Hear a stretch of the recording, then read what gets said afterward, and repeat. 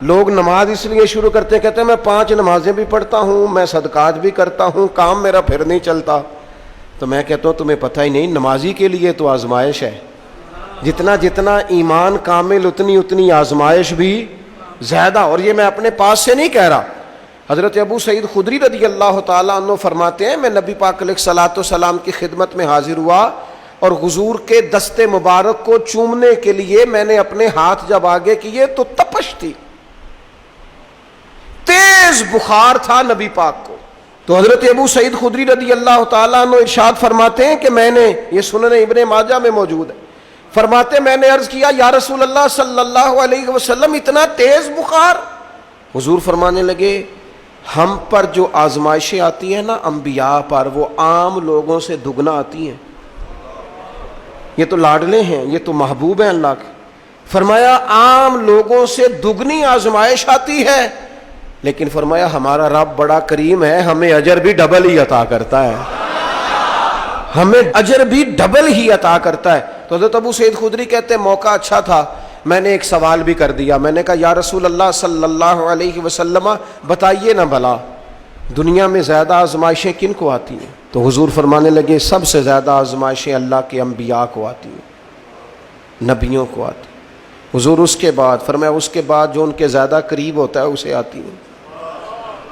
لوگ کیا سمجھیں گے امام حسن کی آزمائش کو؟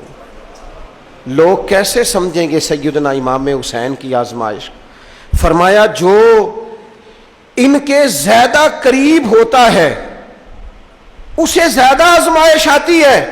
تو حضور کے سب سے قریب تو امام حسن ہے نا، امام حسین ہے نا، تو کیا سمجھتا ہے قربت بس نسبت کے اظہار کا نام ہے اور بڑے لطف کے ساتھ زندگی گزارنے کا نام ہے؟ تو نبی پاک علیہ الصلوۃ والسلام نے فرمایا بات بڑی مزے کی ہے، فرمایا پھر اللہ کے بعض بندے تو ایسے ہوتے ہیں جنہیں اللہ فقر میں مبتلا کر دیتا ہے، فرمایا ان کے پاس صرف ایک چادر رہ جاتی ہے، اتنا فقر ان کے پاس آتا ہے، لیکن جو حدیث کے آخری لفظ ہے نا وہ وجد والے ہیں، وہ وجد والے ہیں، وہ سرور والے ہیں۔ ہمارا یہ مزاج ہوتا ہے کہ میٹھا میٹھا کھا جاؤ اور ذرا کڑوا آ جائے تو سویرے بھی رو شام بھی رو، حال ہی کوئی نہیں، غریبی بڑی، پریشانی بڑی، حضرت صاحب گھر سے بیماری جاتی نہیں، اور جناب کیا بتائیں بعض لوگ تو ایسے ہیں جن کی بات سن کے لگتا ہے زندگی میں کبھی سوئے ہی نہیں، اتنے بڑے بڑے دکھ سناتے ہیں۔ او خدا کی رحمت کا بھی تو ذکر کرنا، خدا نے جو تیرے اوپر انعامات کیے ان کا بھی تو ذکر کرنا، ان کا تذکرہ ہی نہیں کر رہا میرا بھائی۔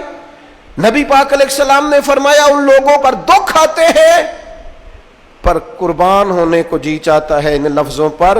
حضور فرمانے لگے وہ رب کی طرف سے آنے والے دکھ پر بھی اس طرح راضی ہوتے ہیں جس طرح تم میں سے کوئی راحت ملنے پر راضی ہوتا ہے، سکون والی چیز ملنے پر جس طرح تم راضی ہوتے ہو اس طرح وہ دکھوں پر بھی راضی ہوتے ہیں۔